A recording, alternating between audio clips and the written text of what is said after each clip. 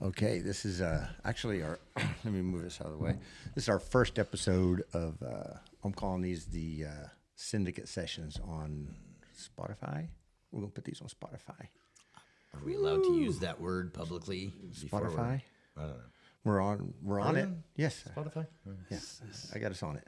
Okay. So Perfect. It's too easy, but we brought this fucker in today. Tacticracker fucker. Tacticracker. We call him the tactical backcracker, Doc Elkins. Best crack in town. Actually, let me introduce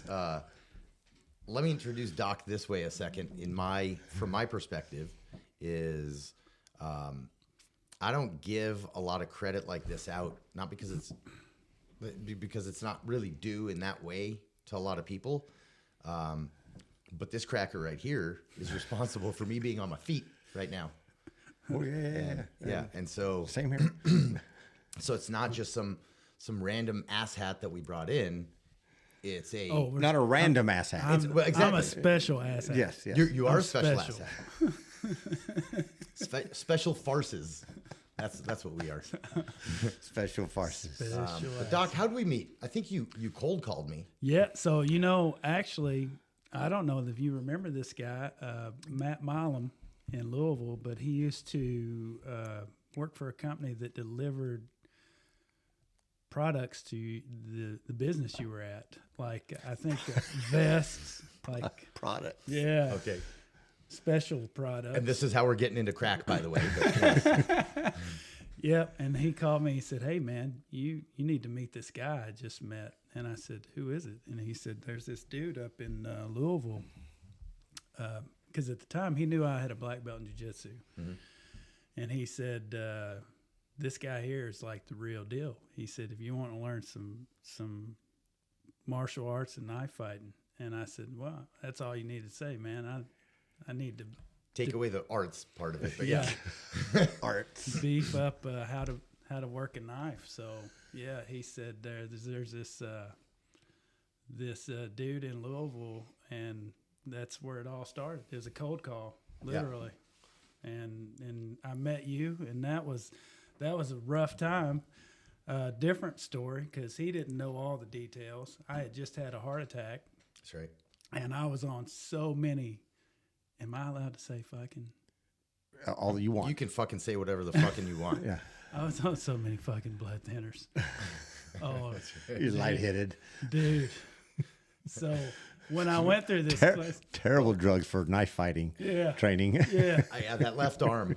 and the leg, like That's right. the leg was black from my groin down to my calf muscle. I mean, black. And we were working one-on-one, so it's not like you had a chance to like sit out something. It was nonstop. He beat the fuck out of me. And then he went to tell me how they train in Israel, that's just part of it. You just got to get the shit beat out of you so you know what it feels like. They have been for a minute anyway.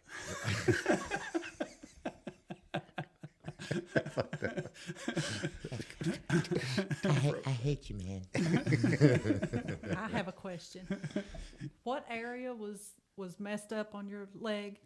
From The heart. my nutsack to below my knee. No, but what is that area called? Growing? Growing? Because she be a growing. Okay, I heard you.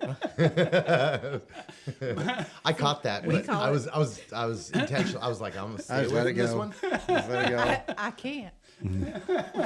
It's Here we go with groin. the Tennessee stuff. My 8-year-old daughter always lets me know how uneducated I am. Well, that's what you have Bullshit. kids for, right? It is bullshit. I throw a fit every time. Those little fuckers are honest, and it's annoying. Yeah, Yeah. for real. Like, Dad, why are you fat? You know what? Go Yeah. back where you came from. Yep.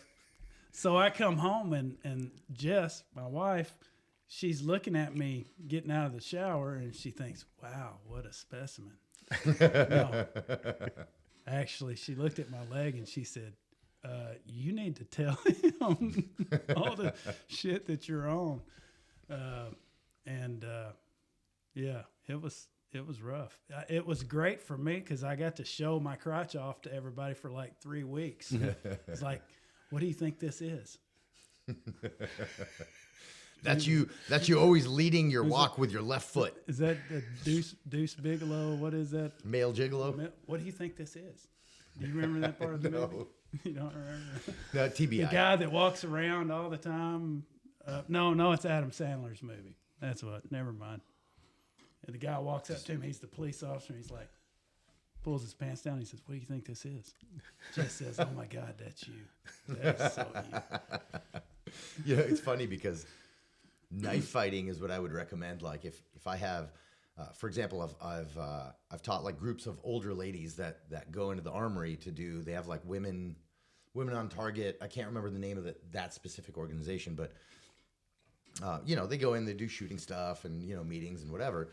And they came up to me and they're like, "Hey, we want to do Krav Maga." And I looked around the room and I'm like, "Ain't a motherfucker in here under 60." I don't think y'all want Krav Maga. I know it sounds cool. I don't think it's for you because you have to over-aggress your aggressor Right. for like open hand shit to really work, unless you want to spend 10 years learning fucking Kung Jitsu. And so I always recommend in those kind of cases, I'm like, "Hey, let's put a tool in your hand. Like let's fight with a knife because it takes all the physical part away, right? It's not hard physical work. But your arm and your leg get a little bruised." Yeah, it was a trophy for sure. Did you get pictures? Probably somewhere. I don't know if they'd be appropriate for this channel. So That's okay. There's nobody watching. So Doc has been taking care of the families, pretty much all of us, for the past year. Yep. I'll say something Yep. like that. I think me and you for the past 3 months, right? We keep saying you. That's Melissa on the soundboard back there. We can't see her. Remind me at the end, and I will of this, and I'll throw in a little anecdote on why I had to change Missy's contact name in my phone from Missy to Melissa. You were there on the range a little while ago. Yeah, somebody you tried to call Missy. Yeah, I was or like, you tried to I was text like, Missy. And "Hey you Siri, call Missy," and it called like a different Missy that was stored in my phone as just Missy, no last name or anything. And someone I should not have called at that time. So I was like, "Nope, no more Missy. It's Melissa now." But Doc used to be in the Army also. Yeah. So I enlisted and went through combat engineer school at Fort Leonard Wood, and Sapper. yeah, I got to do some cool stuff while I was in. It didn't last that long. Ultimately, but I wish I could have done more for sure than what I did. But that led me to going to chiropractic school, believe it or not, after that, because I was like, what the hell else am I going to do with my life? Did you want to do that while you were in the Army? Were you thinking one day you're in the barracks as a combat engineer, sapper, and you're like, you know what, I want to be a chiropractor? Yeah. How the fuck did that happen? So I was in college, taking a class, and all these good-looking chicks were like talking about going to chiropractic school, and I was like, "Wow, what the hell is that?" I'd never even heard of it, honestly. Which back in those days, especially where I was from, small town, it just wasn't that common of a thing. So, but that's how it got my interest, and they were talking about the school and what it took to get through, and what it was like afterwards, and it just kind of caught my attention, and I studied it, and like everything else, I overstudied and underthought and jumped in. We already said sapper, right? Correct. Yes, exactly. Yeah, overthought, understudied, whatever. But when you met these guys, you were Yeah. currently going through TR classes, tactical Yes. rifleman classes. Yeah. No, it started the other way around, It didn't it? started the other way around. I actually met him through the knife class. So Emory got me started with knife class. He said, "Oh, by the way." And he said, "Oh, by the way, I also do this shit." And I said, "Well, I've got a lot of friends that like to do that shit." So we started bringing classes to the Louisville Armory, Yep. And actually, my son over here was in one of the first classes he did. He taught my son how to shoot a pistol, which we were just talking about that the other day. Sinner. And It's yeah, it's Missy. The other Missy. No, I was thinking that's actually who Missy wants to kill, but never mind.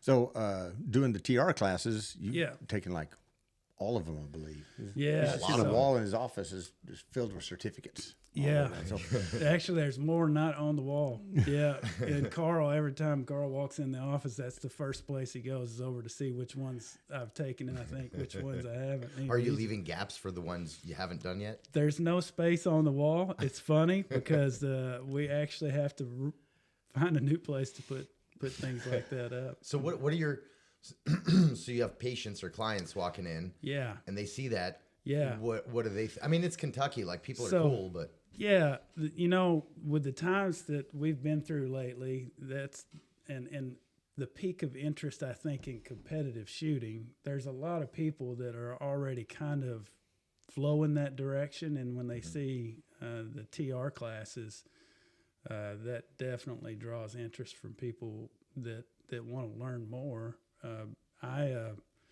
I'm as proud of those certificates as any of the others. Like Carl cracks up because he's like, "You've got your TR certificates hanging above your doctor's certificate." but those classes and the training and just being around guys that think the same and do the same and have the brotherhood. It's good for me to be around that stuff. And if you want to know the truth, way back in the day, I used to travel every month for training. Jess talks to everybody about this. Every month, sometimes twice a month, I would travel somewhere to train for my profession. I was heavily invested in trying to constantly learn and grow. And it just got to a point where it just wasn't doing it for me anymore. And everything became stagnant, and I started trying to put too much investment into that part of my life and forgetting the things that I always loved and who I was. And so when I came back to that has really revived a part of me where I came from, and actually has done more good for my business than learning my own professional stuff. Just learning how to be me again, nice. well, let's Yeah. also not forget that I have now given you the new nickname since that. Yeah. And your new nickname is the Tactical Backcracker. And that is they love that. Yeah. Now we even have the T-shirt for that now. Really? Yeah, Tactical he Backcracker. made me a T-shirt, and Nice. that is they love it. It fits. Yeah, I think you're officially the TR backcracker now. Yeah. Right. We got like everybody there, including Travis.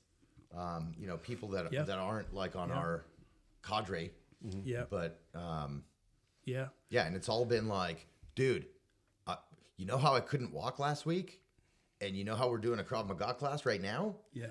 Yeah, go see this guy, and then like Travis, a friend of Yeah. mine who I met the same way, right? Like Yeah. through classes and training and all that. Yeah. Also, 101st vet, and He builds motorcycles now. well, he's trying to. Yeah.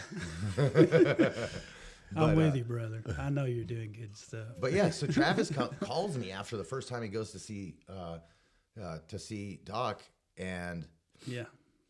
Travis, like he had a couple of chopper crashes he was in, and he's like, oh yeah, I'm all fucked up and blah blah. He may have even started with his wife, sending his wife to you. That's how it usually goes. They always send the wife in first.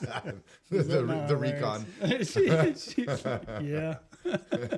That's the truth. But yeah, he calls me. He's like, dude, you wouldn't believe what happened. I was like, no, dude, that's why I sent you to Doc. Yeah. I fucking believe it because. Yeah. I remember those phone calls too, because they come in, they're like, Emery said I needed to come see you. And I said, okay, then what else do we need to know? There's nothing left to be said except when. Except don't come anywhere near my office. Right.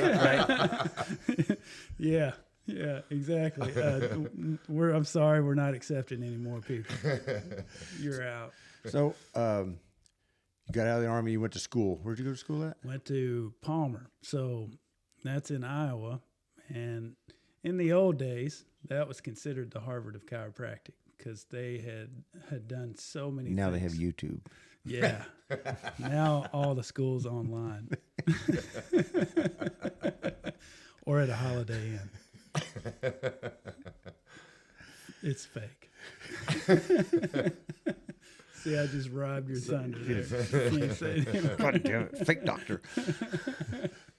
Well, I mean, look, it's not Spotify, okay? So you went to Palmer. Yeah. So, there's a lot of chiropractic schools, and I think more people know about that today than ever before. We even have one in Kentucky now. It's brand new. But in the old days, there was only one. And people came from all over the world, literally, to go to that school. And all the other major schools were graduates that came out of that school. And that's kind of how it spread throughout the world. Did chiropractic start here in the States? Started at Palmer in Davenport, Like a Iowa. cult. It Yeah. started like a cult. Yes. You know what I mean? Yeah. We Yes. like cults. Yeah. Black magic. That's right. It was a motorcycle gang. Started in a gay bar. Which those two things go together. Yeah. Three things, really. Absolutely. YMCA. Gay bar, backcracking, motorcycle club. It's practically the same words. Oh my God, the school is going to call me and they're going to hate me. But I'm pretty sure they won't see or hear any of this. Right. So how long is that training?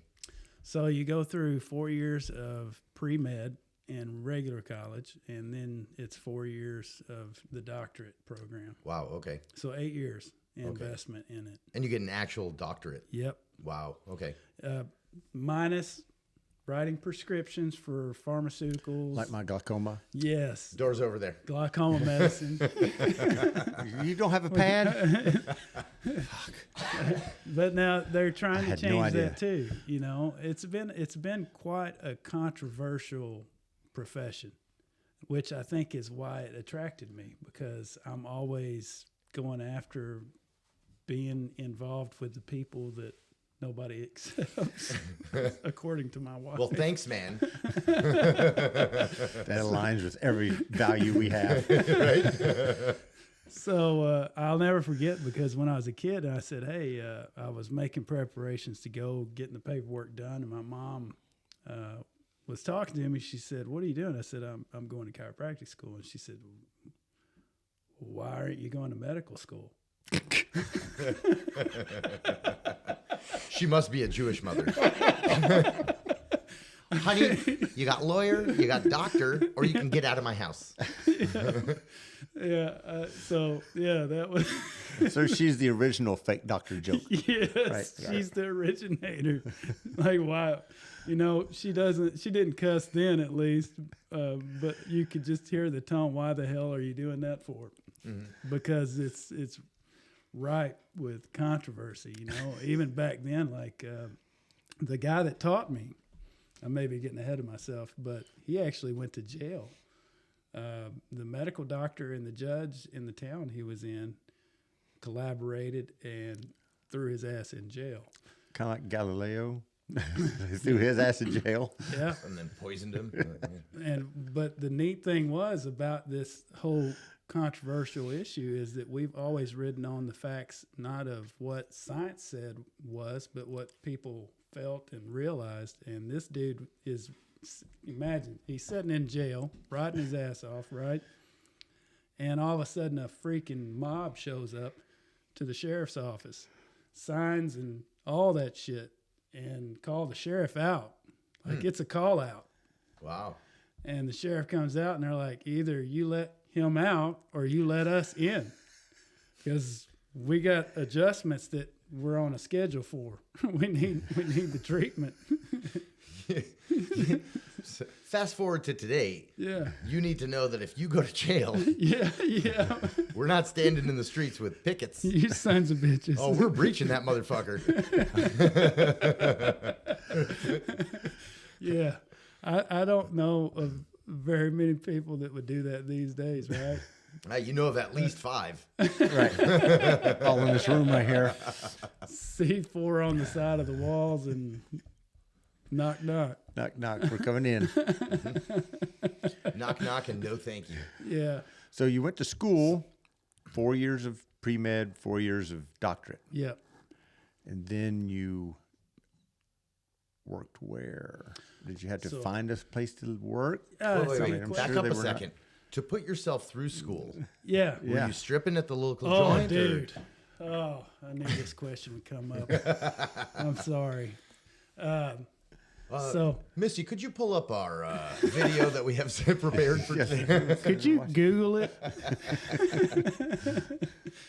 I didn't come from a wealthy background, so I worked 3 part-time jobs while I was in school, and that sucked because I wasn't that great of a student in the midst of that. So when everybody else was at home or in their apartment studying for a class, I was doing a job, making money, you know. I was breaking horses, training horses, selling equipment. I was doing a few, and actually, I was actually selected to teach at the school as a student. So, Really? yeah, I was an assistant to the instructors there, teaching how to adjust. Wow. But I spent a lot of time doing that, and I thought, who needs to learn how to deliver babies anyway? I just need to know how to adjust, and it gets pretty in depth. A lot Adjust of while delivering a baby. Well, I was going to go a different route and say we need less of those anyway. Yes, everybody in here hates people anyhow. Don't they? That's right. Hate people. Especially the little ones. I was not a good student, but I did work my ass off when I was not in the strip joints. Working. Working. Yeah. So then afterwards you came back from Iowa back to Kentucky? Yeah. So And started a practice? Or? So you have an option. You can stay in the hospital and finish your last year of training out roughly, and or you can find a field doctor that's approved through the school, usually an alumni, and finish your training with them. And I was ready to get the absolute hell out of Iowa. Who wouldn't? Yeah, yeah. Is Iowa really even a state? Does it exist? Hey, they voted red. What do we care? Oh, that's true. Well, Yeah. go Iowa. Go Iowa. Go Iowa. But I was looking for a place close to, at that time, where my brother was, which happened to be East Kentucky. And I found a practice there, Dr. True. And that's where I did my internship. And that kind of seated me in the vicinity of Kentucky, staying for the most part. Okay. Where'd you come from before? Tennessee, Where at? Paris. Not far from here. Yeah. Paris is in France, buddy. Yeah. Yeah. We have our own Eiffel Tower. It's true. They No do. They do in a shit. park. Yes. Yeah, we do. Okay. Actually, Much smaller. Not like SF people know Eiffel Tower. yeah. It's Sexual joke. Never mind. it's 6 inches to, compared to the, Right. yeah, it's like a little bitty statue out there. 6 inches, huh? That's what she tells you. 6 inches. Shut the fuck up, Emery. Damn it, Emery. Yeah. Yeah. We're it's- trying to make it easy on my editing skills here. bleep, bleep, bleep. So you got through your education. You have found a place in Eastern Kentucky Yes. to work. Yep. All right. So we're going to jump forward just a little bit. From everything you learned there during your internship, how has it changed to today? Drastically. When I first came out of chiropractic school, much like when I entered, most people still didn't know what it was. A large percentage of the people walking in the door were first timers. And what I mean by that is they'd never seen a chiropractor before. This is the first time that they even. Oh, hey, Houston. Hey. Thanks for ruining our podcast. I've got a chair for you over here, Bill. Yeah, right here. Right here. Okay, keep going. First timers. Yeah. So back then, people had no idea what to expect or anticipate when they walked in the door. They just had no clue. And earlier in those days, insurance paid for the services like none other. It was prime time. Move up to today. Rarely anybody walks in the door that hasn't been to a chiropractor before at least once. It happens, but not very often. I think Missy's first time was with you, right? Yeah. Missy? And She's not paying attention. She's off in her own Never mind. little planet. just doing selfies. Yes, Doc was my first. Oh, ready, fight. I've got my glasses on. Are they safety glasses? So today it's different because even today, this is a funny story. You want to hear a funny story? Yes, of This course. is how insurance is, right? So my mouth gets me into a lot of trouble in the practice. That's why I have my wife and Peyton there to kind of buffer everything. But I got out of the insurance contracts because there was times where they were sending us checks for a service for less than what they paid for postage to send it. No shit. Those were the days when I realized we got to change the business here. And so I pulled out on all my contracts and canceled them with all the insurance companies. This shit happened literally this week. Insurance company calls me and is trying to collect money on a patient that I had seen, and literally demanded that we open that account up and look at it because So wait, they want you to pay them, the Yeah. insurance company, Yeah. for work that you have provided. yeah, because they said I was overpaid, but they didn't pay me. The patient paid me, and they said I overcharged the patient, right? And so they insist, and every time Peyton would say something, they would be like, "Well, no, I'm sorry, stop talking and listen," and that blew me up.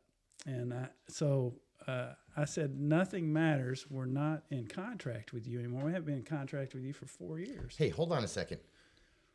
I think this would be a good forum for you to say which insurance company that is for the general public to know who to stay the fuck away Oh, there's a list. They're not the only ones. That just happened. We'll this just week. wait on that name because Yeah. I don't know if my lawyer would be prepared to. We're not going to come up with that name. No. Keep that name to yourself, I would love Doc. to. You could always bleep it out. Yeah. No, keep that name. Well, then what's the use of saying it? Sign language. No, just keep it to yourself. State Farm. Yeah, but no joke.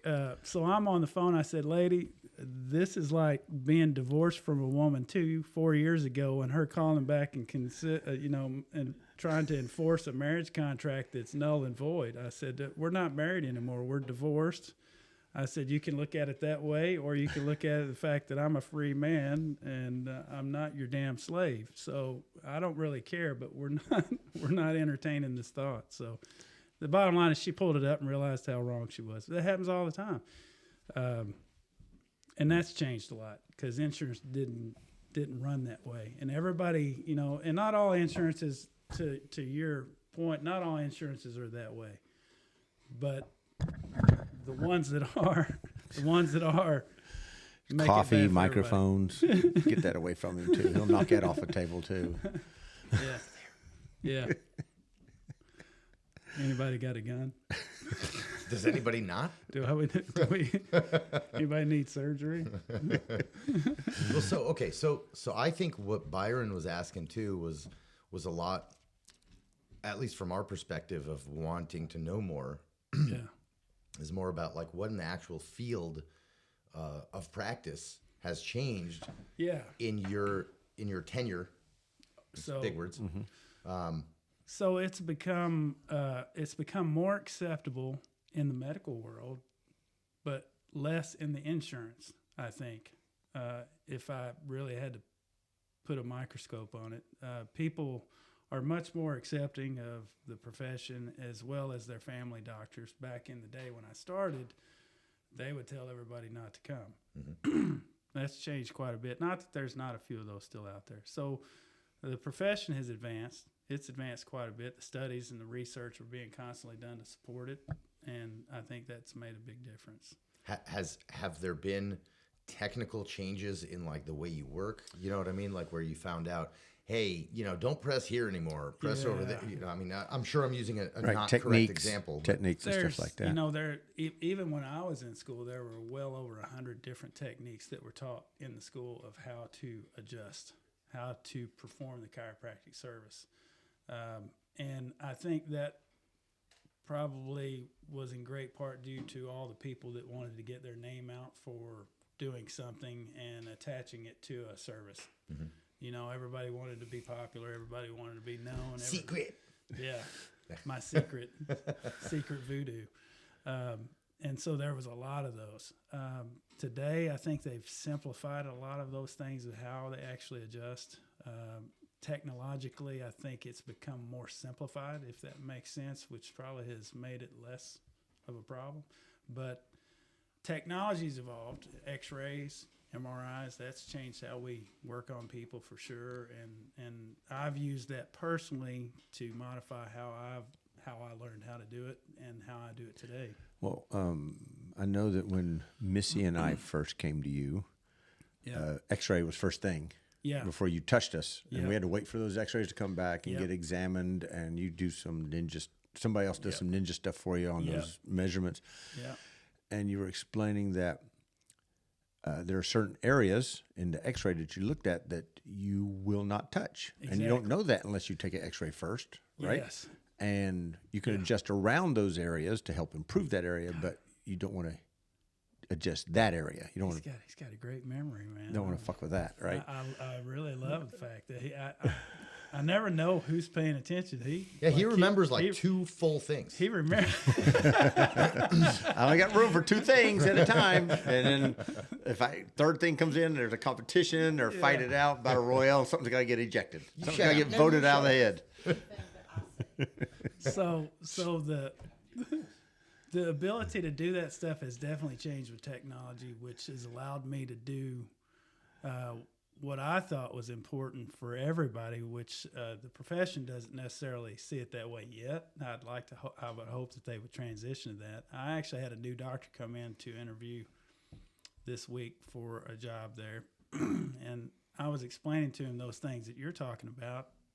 He's not getting any of that in school even to this day. So that's the unfortunate part. Depends on the school you go to, depends on who's teaching you in your internship after that. But for us, my priority, anytime you come in the office, my first priority is that I do no harm, which that's part of the oath. That's the first part of your Hippocratic oath. right? So when I do the x-rays the way we do them, we're looking for areas where you might have had trauma or injuries that would not need to be touched, to keep it simple. In the old days, we were taught if you came in with a car accident, you probably had some serious ligament trauma, do special x-rays to confirm it and treat around it. And the reality, one day it just, I guess, was an epiphany for me. I thought, how many people have had car wrecks these days? Raise your hand in this room if you've ever been in a car accident. Yeah, everybody. Wait, a car accident? At least one, right? Like, and most 5 to 10, you know? Yeah. And it hit me that why are we not treating everybody based on the same principles? Because they've all been through it, and those things don't heal, almost never heal completely. So why would we treat them any differently? And then we just kind of predicated a technique around that. So, but then on top of that, you also incorporate all kinds of other kind of aspects of non-traditional or Eastern medicine or whatever to kind of complement, if I'm saying it correctly, I guess. Crack cocaine and meth and they help some people, I'm sure. It's very non-traditional. Dry needling and acupuncture are a big part of our practice. And, you know, with our nonprofit that we have for our veterans, anybody that's had combat injuries, it's magical for most of the problems that they're having. Yeah. Testament right here. Yep. Guilty. And if you can get to a lot of those injuries before they've had a lot of other treatment, then usually it works really well, long-lasting effect. So we added that to our treatment regime, and it made the end result the sum of all parts. And where did you go to learn that? I had to go to a shithole place in Ohio to Okay. get certified. Ohio? in that. How do you find a Yes. shithole place in Ohio? Oops, excuse me. I'm allowed. My dad's from Ohio. Yeah, I went and got certified for that. In the state, a lot of that stuff was the retained control was in our state boards. For years, they wouldn't. And it's why we still to this day don't prescribe medicine. And of course, that's based on a lot of core philosophy principles. But forever, they wouldn't let us do something as simple as acupuncture, and that's all pretty much opened up across most states, I'd say, to the fact that the state boards have bent a little bit to open up to newer treatments. And so once that opened up, a lot of people piled in. We took the training, and for me, I just applied it to a lot of the combat injuries with knees, shoulders, TBI, things like that. Of course, that's the one thing you haven't been able to solve on me yet. Yeah. Is the whole like from here up thing. That's Well, I can tell you this. Look, still working. so my first experience with acupuncture Yeah. was I was in high school, and I was on vacation, and football and wrestling and all in the normal kid jackassery that I was doing a lot of. Well, my mom one day decided, and I don't remember having a problem, but my mom decided that she's taking me to an acupuncturist in Colorado. We were living in Colorado at the Yeah. time. And so I just remember going and laying on my belly, and she stuck some needle around my scapula kind of general area, and my arm went out. And I was like, and the whole thing hurt. And then she took the needle out, and my arm went limp and all that. And I was like, man, this is bullshit. And the next time after that, Hey, you should see how that works on impotence. give me a few years, I may try that. But the next time and so that gave me obviously a kind of a bad feeling towards that whole field. Yeah. Next time I ran into it was one of the first times that I came to see you about my like mid-back issue, Yeah. which you pointed out. I had no idea, but I have some messed up shit in each region of the spine. But so it was like the thoracic, Yeah. whatever's going on over there. Thoracics. And thank you, baby. This is tea. This is not alcohol Yet. yet. So, and you had said, hey, let's do some dry needling. And I went, Yeah. hey, what the fuck is that? And you're what like, I don't said. worry, just sit over here. That's why you giggled so much.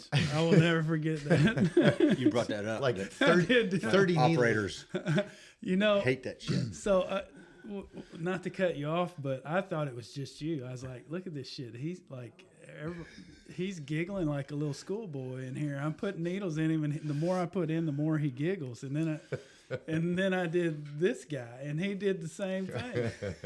And I was like, okay, this is becoming a common theme with these operators. What's the point? Why do we giggle and other I people think don't? we're trying to, distract ourselves from That getting is poked and prodded and shit like that. Yeah. More likely, Okay. You know. But that's what it doesn't make sense. Like, don't other people not like needles? I can tell you my needle I story. think we but- just don't want folks fucking with us. yeah. Definitely operators don't want people touching them. That's like, especially finding the bad, painful spots. That's a common thing. Everybody responds to pain differently in life, I've noticed, especially doing this for 26 years. It's so freaking hilarious to watch how people deal with stress or pain, and how the various ways that we respond are unique or even different. But the things that I see with you operators this cracks me up because I would have never anticipated that would be the reaction. So you're saying we're pussies? Just say it. Say it. When you're poking on a spot and someone's, ow, don't touch that again. Stop touching me. Stop touching me is like a common response. Whereas I do have other people who oftentimes regularly just completely pass out. Just Really? pass out cold. Pussies. But it's neat. I'm kidding. I'm kidding. But, you know, Sue.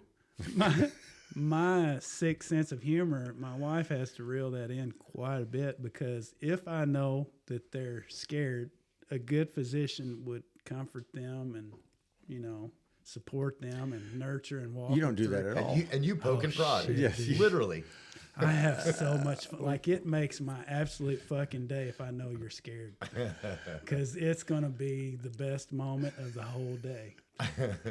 Yeah. Remember I'll tell you when we brought Missy in, you poked in her ears. Yeah. Remember doing Yeah, that? yeah. Was that the only thing you had done? Was just the ear part? Yeah. No, he did my neck and Oh, yeah, yeah. down my shoulder, across my shoulder. She was.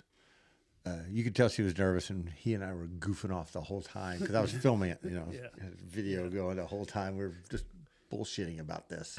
One of them was for your prostate. Yeah, yeah. Which I she needed- doesn't have. Yeah, exactly. Right, there's a spot for her The prostate. Let's get to that. acupuncture point for prostate Yeah, was showing up. It was a problem. yeah. I've not had any problems out of it since, though. So he fixed it. Which reminds me, He fixed so it. I love that. That's hilarious. So one of the first adjustments I had done in chiropractic school when I was in the hospital, the clinic there, it was an old retired doctor, and he was in his 80s, I want to say, and he was one of the doctors in the classes that taught, and he became a patient for me. So you have to see so many people before you're released to the public, you know, and it was his last day of work, officially retired, hospital full of people all the way out the front door. I adjust him. He stands up. He runs out of the exam room through the lobby, making loops through all the different parts of the lobby, yelling, "I can see now. I can see. Oh, shit. I can see. Everybody should go see that Dr. Elkins. I can see again." Dr. Jesus. And that's where Lazarus came from.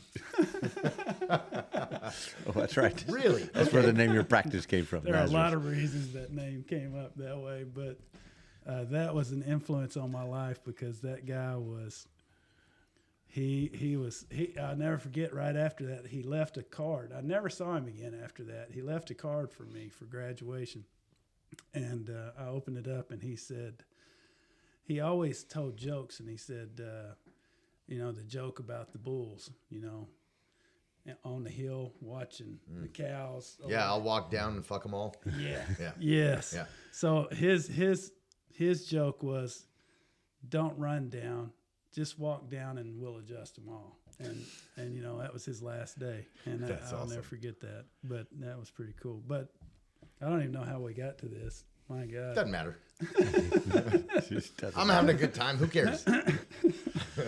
So, obviously, adjusting, acupuncture, dry needling, Yeah. and a big one that helped Missy and I, is the nutrition side of the house. Yes. Because you're like a one-stop. You're like a Walmart of chiropractors. He's on a diet.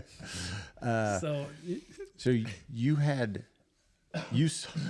we were having lunch with you one day at Peabody's. yes. And you saw me consume Two two desserts. desserts. Maybe And three. No, just two. Two and part of a third, It maybe. was key lime pie and Pecan pie. And pecan pie. Was it? Yeah, I think it was. Whatever But it did was. he They're taste amazing. yours too, Missy? I don't remember. I don't remember either, but Yeah. the key lime was supposed to be a to-go. It was, but you two were talking so long, and me and that pie, you two were talking back and forth, and me and that pie were eyeballing each other the whole time y'all were talking, and I just opened that box up and just ate it while you two were. It's gone. That thing, it had no chance. We were eyeballing each other, me and that key lime. Had Couldn't take it anymore. chance. So, but after that, you pulled me aside and said, "Hey, you're a fat fuck." As any good doctor would say. You're right. But I think I He says, can help. But I think I can help. And literally, you had. That's my dark humor. You got like 3 fat people inside of there, don't you? We'll get there. Here, give me a second. And then, then you brought me and Missy in for some consultation Yeah. on nutrition, all the way to Bowling Green from Indian Mound, Tennessee. And we had to have some blood work done, and it wasn't your average blood work though. It was, No. it went into a lot of things, which you can explain here in a minute, but that really changed a lot because in that first month, I lost like 35 pounds in that first month. Yeah. And just cutting out that killer sugar, and for as much as we could anyway, right?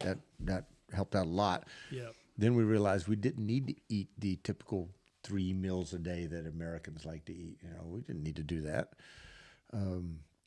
Just generally just turned it into breakfast and maybe a late lunch or something like that. And that was it. Didn't need to eat anything else. It worked out great. But the whole blood work thing that you can talk about a little bit, and you can use my example if you want, and So why you targeted certain areas.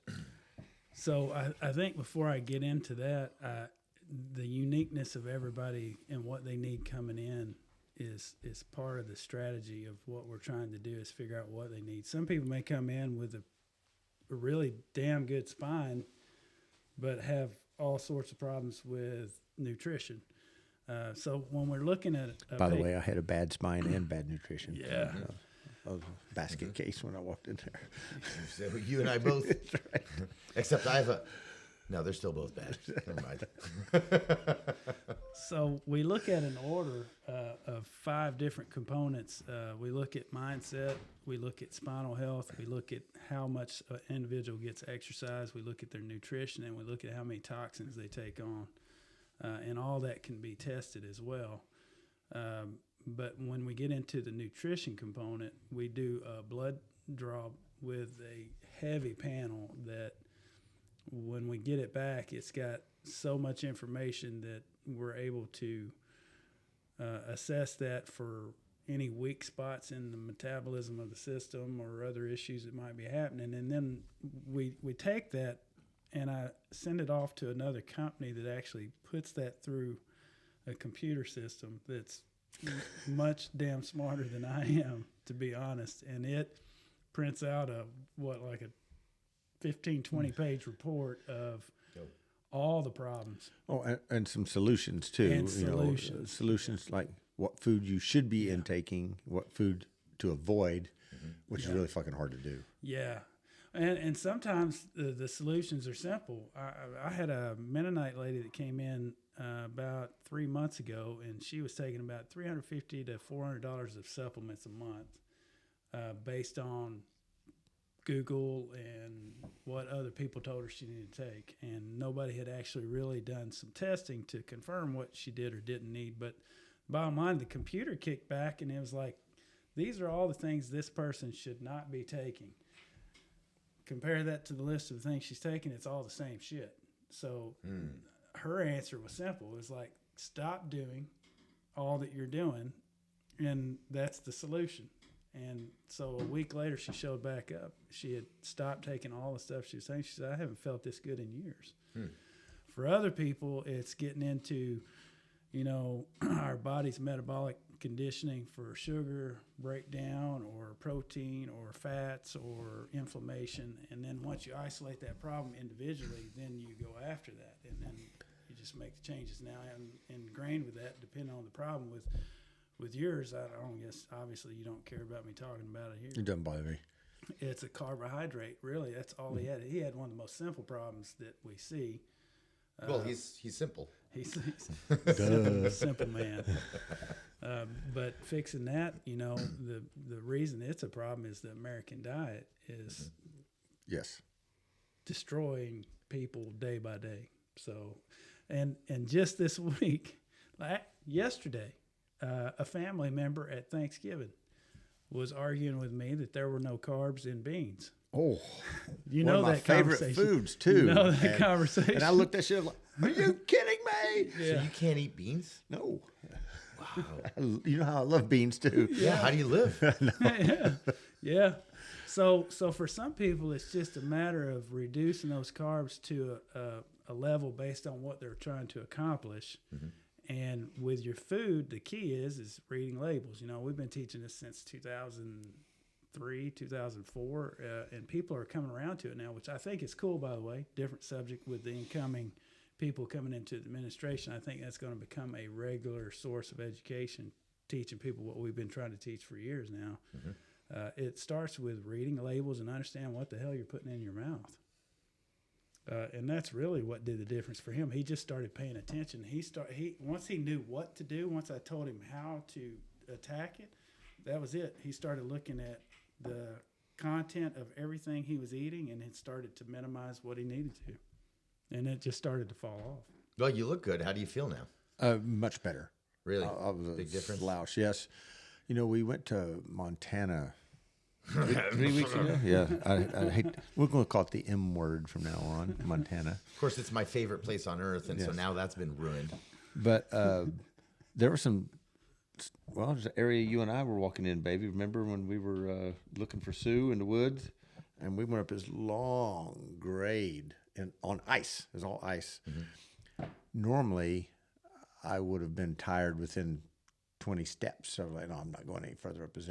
She and I just kept going way up this, about a quarter mile up this damn hill, and I didn't feel any effects of that. Really? Because I was literally an M60 machine gun with ammo, lighter. He calculated. That's not where I thought that was going. I was the weight of an M60 machine gun plus full ammo, lighter than That's what how I much used to weight be. it trimmed. Yeah. Yeah. Shit. Imagine what you're carrying with you. When you're fat, what you're carrying a lot of weight. Yeah. Which transitions into the whole process of what's next after you shed the weight. And that is, I tell people, you just lost 30 pounds. So get a backpack and put 30 pounds in it and start walking. And when they realize, they don't want to do 30 pounds at first. But then when they realize, well, shit, I've been living with 30 pounds for 10 years, that I guess it's not an unreasonable request. Right. Yeah, but it does it. The carbs just muck up the metabolism so bad when you have a problem, and not everybody has that problem. Like you look at my son over there. I mean, he could eat absolute junk and nothing would happen. We were all that way up until about Yeah. 40, and then Yeah. we're like, straight downhill. Yeah. Yeah. Complete denial, by the way. Complete denial on my part. Yeah. So let me ask you this, because humans have been eating carbs, among other things, for a long time. Yeah. I've heard a lot of opinions recently on maybe it's not the carbs as much as it is how those carbs come to be Yes. in our palate, right? So, the Monsanto grains Processing. and all these processed things, and then they get processed afterwards, and they bleach them and blah blah and all this shit. Yes. So, do you think that it's carbs, or do you think that at least in some sort of a part, it's the processing procedures now of all that shit? Yes and yes. Okay. So there were studies done. I'll give you an example on the oldest generation of Japanese. They call them the centenarians. You have to Google that and look that up. But As in 100-year-olds? anybody over 100 years old, and they looked at their diet and what they ate, and they ate rice. We eat too much of that here, and that's another argument I had at Thanksgiving. Somebody was telling me rice is just protein.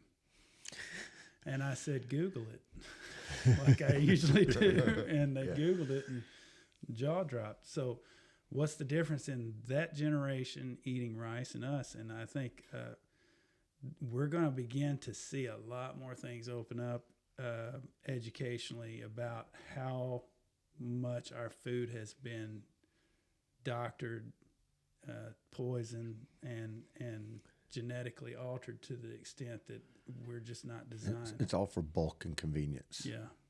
Get as much food out there to the people and make it convenient for them. Yeah, and so you look at farming, for instance. I mean, I don't think all of it was ominous intent. I think that there were good intentions, engineering-wise, why that some of these processes started in farming. For instance, if you had a drought, your crops were going to be junk. And then as a result, that farmer was not going to have a payday. But more importantly, there were going to be a large percentage of people that were going to have to pay higher for food because there was less of it, right? So you get this concept of farming.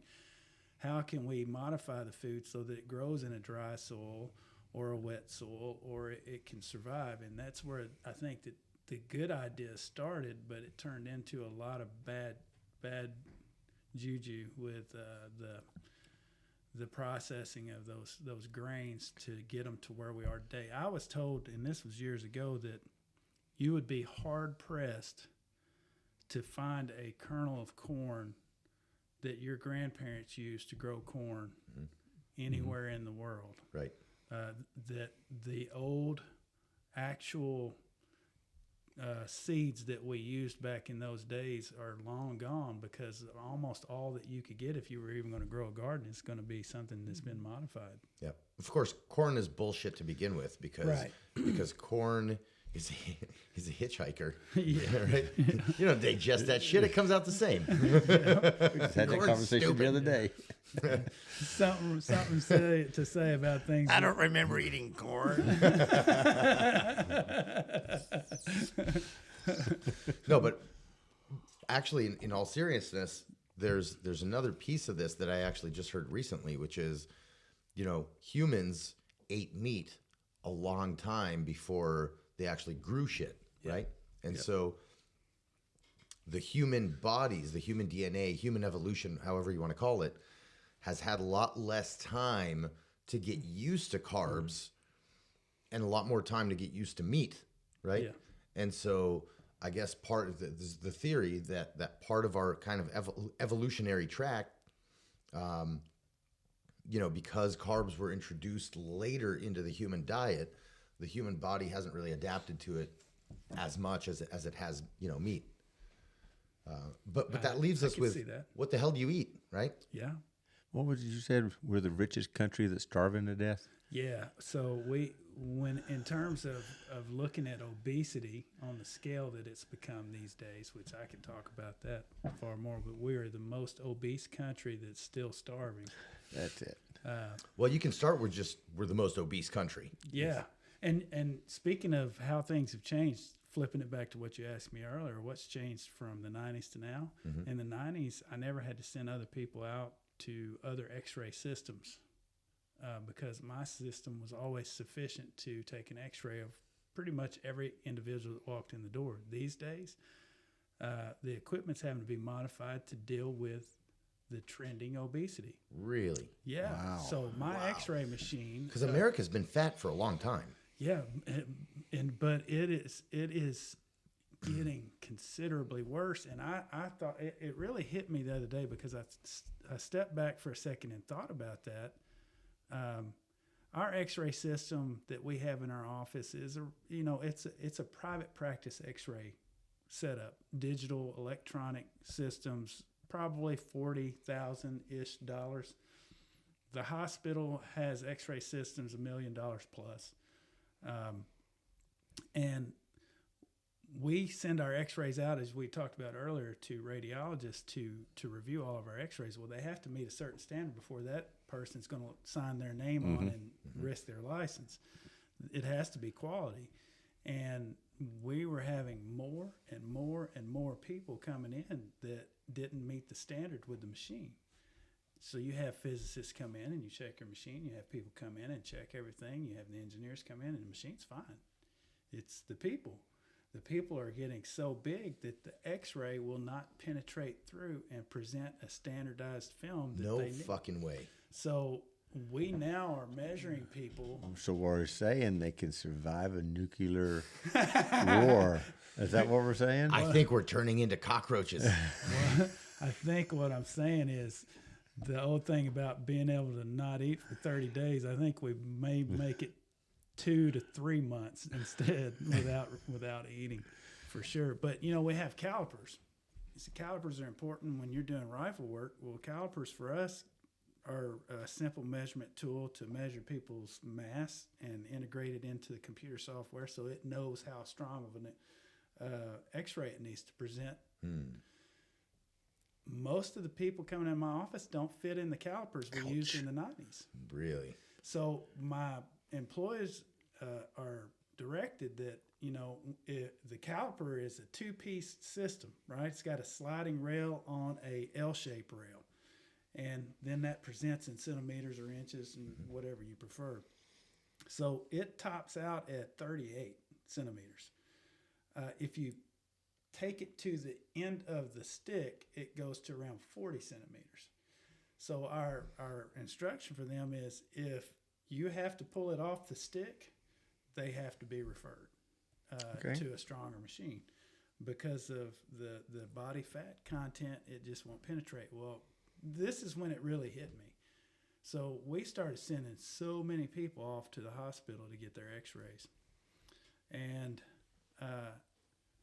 I think it was last month, the hospital contacted our office.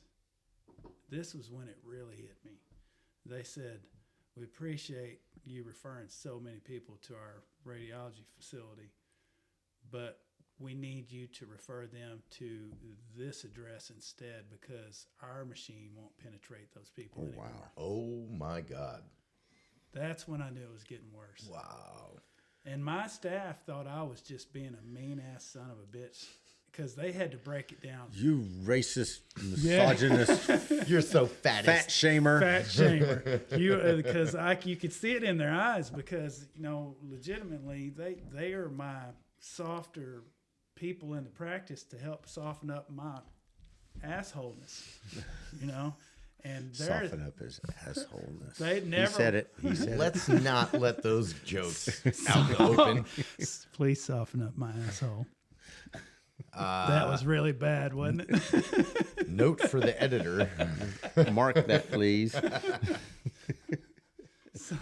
Marked. So my staff, when it came down to us having that conversation, they don't want me having that conversation with people for a reason. But they themselves also don't like having that conversation, which has been happening. It's been trending. Maybe we can install something on the front entrance of your office. When you can't walk in? Where, Yeah. I mean, we're like, Like a turnstile type thing. yeah, exactly. And then if somebody walks in that doesn't fit through it, like alarms go off, the gate comes down. Get out, fat fuck. Get out, fat fuck. I know I'm going to regret this so much. My wife is going to watch this and she's going to say, "You shameless piece of shit." Well, he is shameless. So let's get back to my losing weight of the month of October and half of November. Besides you on day one sending me pictures of you eating pancakes, Doc sent me himself eating these great breads and Yeah. biscuits from Cracker Barrels. Yes. Desserts, and gravy. biscuits and gravy, desserts from restaurants he's at. And he's just sending me all this shit. Asshole. And then we were at a convention, Yeah. homesteader convention. Yep. I went to get Right, some and chicken. you went to get some chicken, brought it back, and we ate some chicken for lunch. Wait, was it fried? Yeah, it was fried chicken. Yeah. But I was allowed. making I was allowed a Yeah. couple of carbs during the day. Dipped but in just- hot sauce. Oh, lots of hot sauce. You know me. And well, I get home that evening, and I'm like, oh, man, I'm looking everywhere for this chicken, and I sent Doc a text. I was like, hey, Doc, where's that chicken at? He's like, oh, I threw it away. I don't take chances with chicken. I was like, well, first of all, it's cooked. What difference does that fucking make, right? He goes, it's past supper, you fat fuck. See. Hey, look, shaming works. Oh, 35 pounds later. That's a perfect example of how I try to communicate with people, though. I try to give you the nice line, and when you reject the nice But line, see, it's that works with soldiers. With soldiers, it's always going to work, right? Because we're not sensitive that way. It's like, oh, well, shit, I am a fat fuck. Okay. Yeah, I actually had that conversation with a soldier when I was a new doctor. He said, "You can't talk to people like that. You got to reel that shit in, man. They don't understand you." But yeah, that's kind of how it went. With his weight, man, he's made. God, look at him. I mean, he's made significant. Fixing to disappear. You can't even Well, you know, carry what- the crew served anymore. I think Of what course, that's concerned me Susie. the most, though, was I was on the phone with him, and something had happened to him one night before you started all this. Right before, y'all were gearing down for the night, and you had a moment where you just kind of blacked out or something. I don't remember that part. Do you remember, Missy? Do you Yeah, remember? he was not feeling so well, Yeah, and yeah, he was kind of yeah. yeah. But that was the moment for me, like when I was like, okay, we got to fix this shit. What was the deal? I didn't hear about this. Neither did I. Let's hear about it together. Together. But that was a concern to me, you know. And I think I heard it in her voice more than anything. She was concerned. Yeah, he was just all kinds of confused and what are you talking about? And are you sure? I mean, he had no idea what was going on. None. Yeah. He was looking at me like, And you probably He- thought it was part of the TBI thing that's like the normal. well, no, he looked at me like I had a pecker growing out my forehead. And I was just like, honey, are you okay? And he was looking at me like, what are you talking about? I'm fine. I'm fine. No, you're not. All my geriatric Yeah. friends, you know, Sue dies in my car with a heart attack, and now this shit. Yeah. How am I supposed to feel about this? Yeah. You're right behind us. You're right behind us. I told you I got 2 wars left in me. Then I'll catch up. I'm halfway through the first Right one. behind us. So, Doc, now that you've explained to us pretty much what you do besides just cracking backs, right? It's not just all about cracking backs. Yeah. You get the full gambit at your freaking facility. Yeah. Lazarus Chiropractic Bowling Green, Yeah. right? What else do you do? What else are you into? So we have a nonprofit there. Oh, yeah. I keep forgetting the name of it, Yeah. though. Yeah. Hands for life. Hands for Yeah, Life. Hands for life. Hands for life. Hands for Life. I didn't come up with that name. There's nothing wrong with that name. There's nothing wrong with that. But it is a national nonprofit, and we're a chapter. We're the only chapter in Kentucky, and they're really great. They've been really good to us. They allow us the opportunity to choose how we want to use that nonprofit to serve the community. In other words, who are you going to serve with this? In some places, they serve the homeless. And- Definitely not serving dinner. yeah. I mean, you think about yourself being homeless and you're starving to death, and somebody comes in with a T-shirt that says "Hands for Life," but no food. Okay, so we're not serving the homeless. No, they do.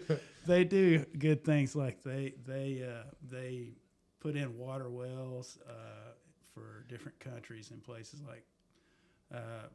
They do good for those types of missions, but for me, my father-in-law was Purple Heart 2 times awarded in Vietnam, and I have family that came back from horrible traumas, and you see how they were treated with the VA and the services they got.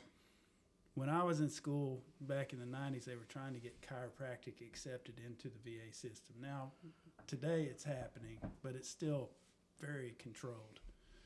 And I didn't like the control and the limitations that they were putting on vets to say you can do this many Right. times and that's it, or you can have this amount of money and that doesn't do anything. So he, watching his battle and the battle of family members I have that all have extreme PTSD and things that they're dealing with, I wanted to use this as a tool to be able to help them in the ways that we can, whether it's adjustments, the X-rays and the rehab, or the nutrition and the blood work. So we put that together, and it's taken off. It's really taken off. So what is it specifically that you provide through Hands for Life? Anything we do in our office could be a tool that we use for the vet, depending on what they need. And Now, who do you need to be in order to qualify? So to qualify for that program, they have to have been combat injured.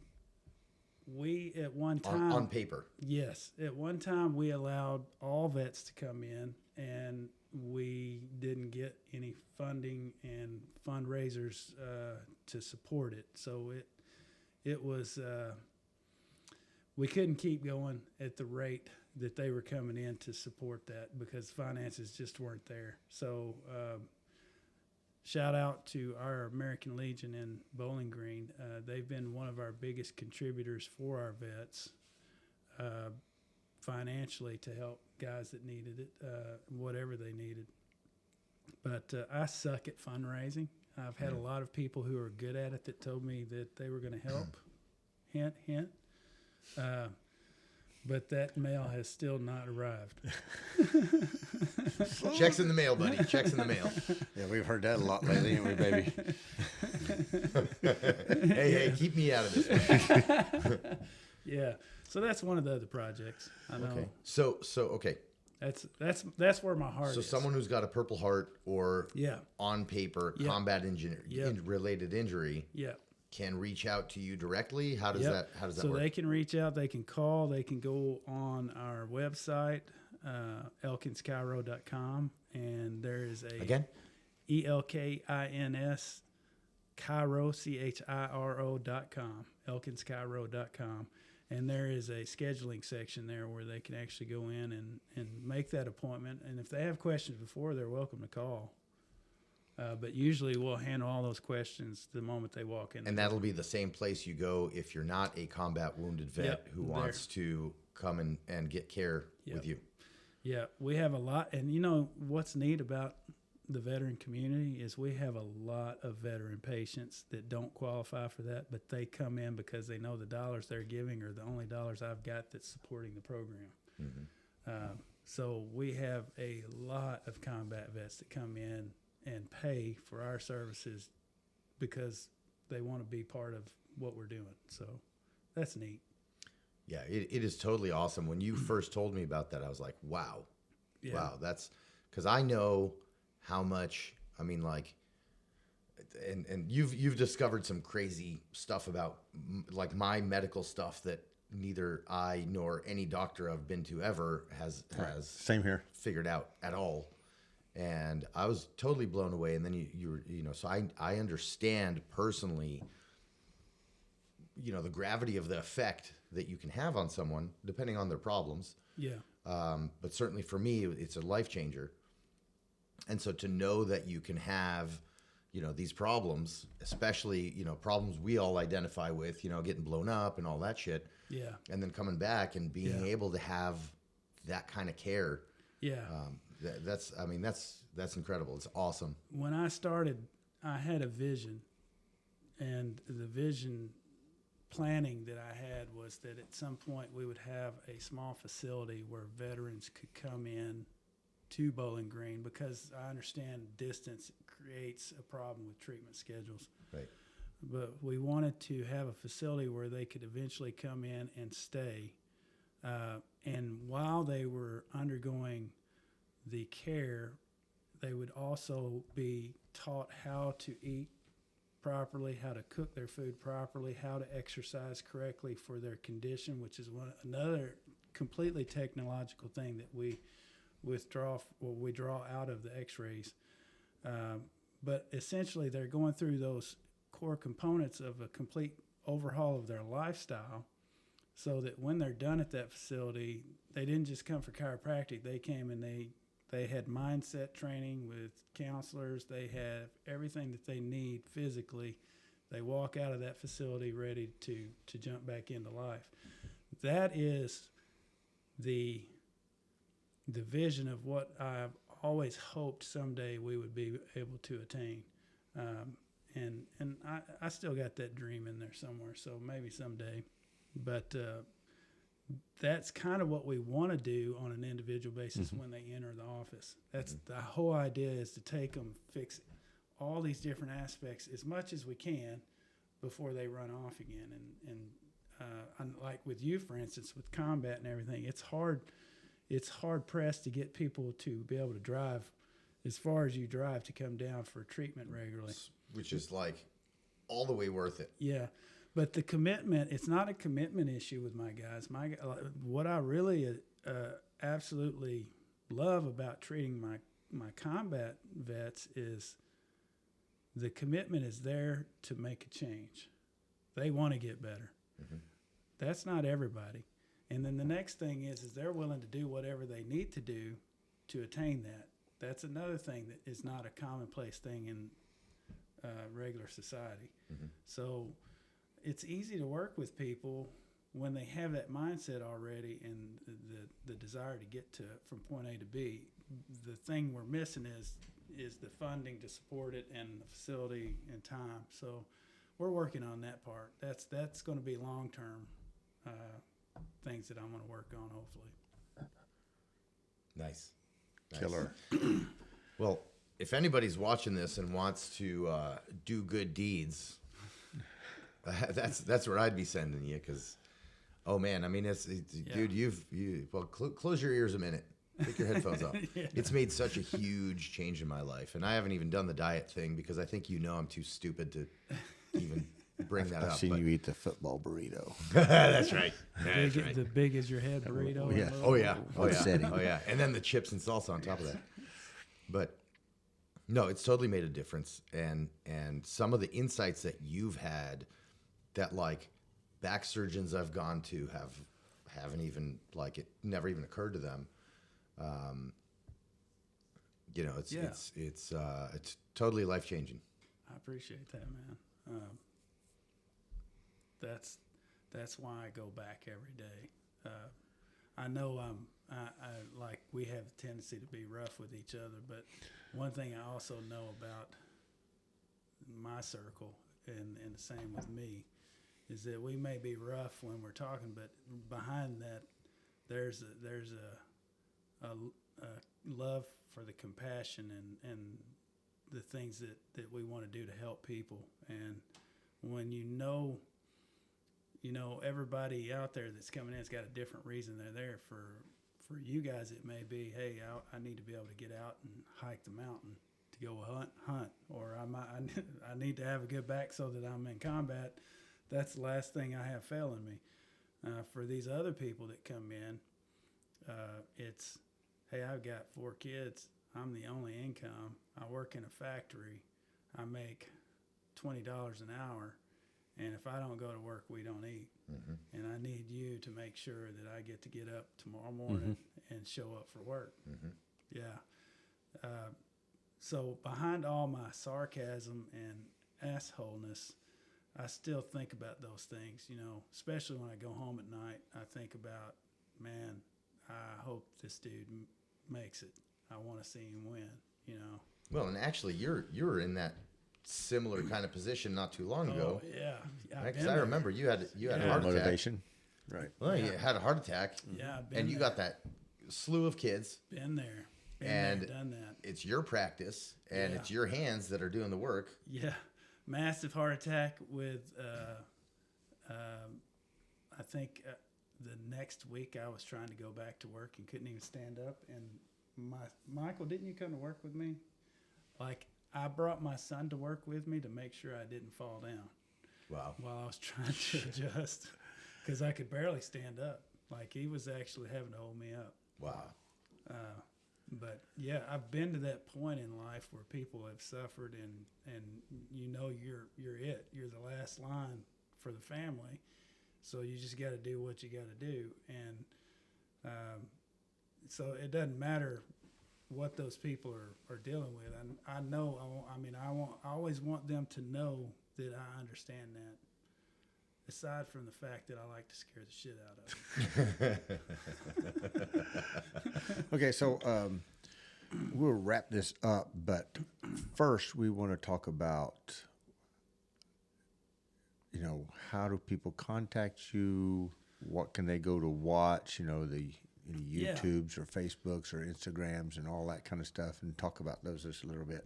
So we're working on all the social media. We are on Facebook, but YouTube, we have a specific video. So if you're kind of trying to identify what chiropractic is, and you might have 10 others that have told you 10 different things, and you're just trying to figure out what we're about, there's a YouTube video under Lazarus Chiropractic. So if you type in the search bar Lazarus Chiropractic, you'll see me a little bit younger. Yep. A little less age. I saw it at first. I was like, who the fuck is this? That video's on there, and I know it's a little lengthy, but for you to understand what we're trying to accomplish, I think that gets into the nitty-gritty of chiropractic. Our phone number is, we also have a website, which I mentioned earlier, elkinschiro.com, but the phone number is 270-715-7000. And if they call that number, they can almost call it 24 hours a day, and believe it or not, Peyton will respond.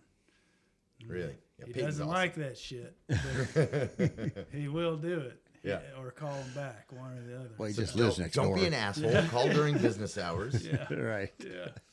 Yeah. He just lives next door. It's not that hard for him. Yeah.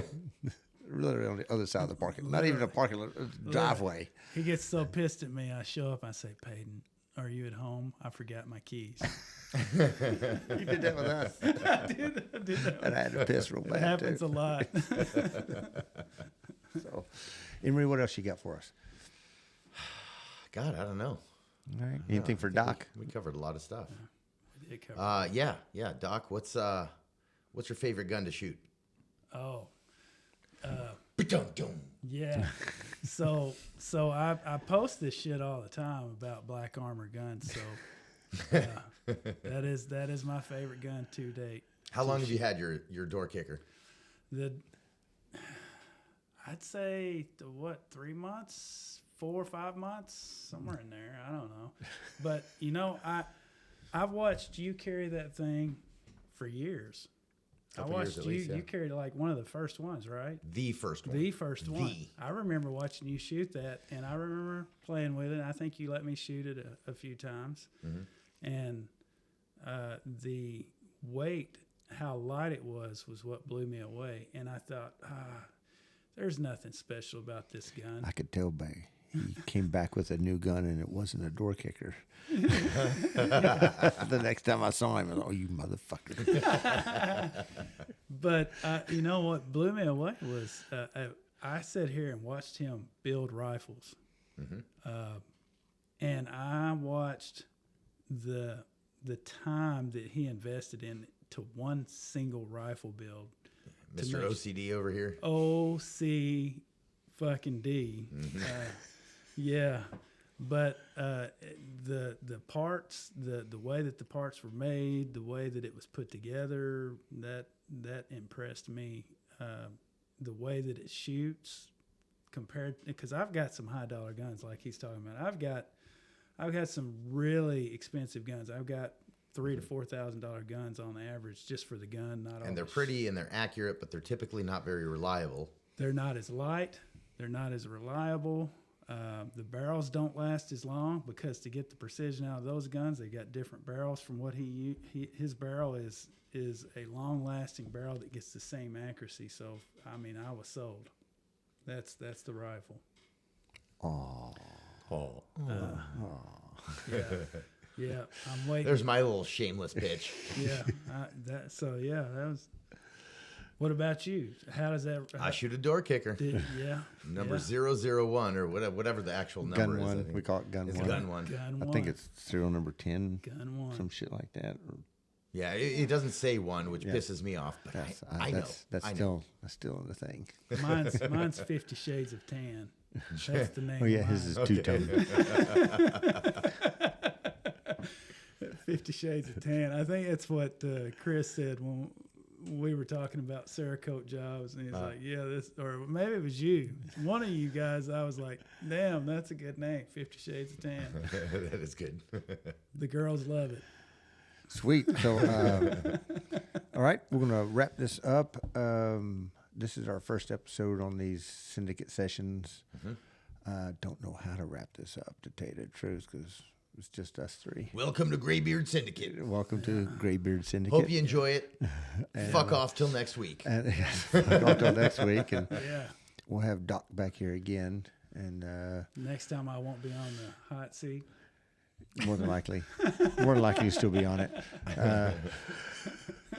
But still, we got to talk about you. We got to do one with you coming up Yep. Yeah. We got Yeah. more for videos to your do. last experience, last Yeah. couple of months, that kind of Yeah. thing. Yeah. Cool. So, all right. Awesome. So, Well, thanks, Doc. Thanks for Hey, hanging out. Yeah. Man, I appreciate you guys letting me hang out. Y'all have such a cool place here. I just want to be part. I just want to be loved by you guys. I just want to be far. I just want to be your friend. Well, way to finish that off pathetically. Okay, we're going to sign off, and thanks for joining us. Peace.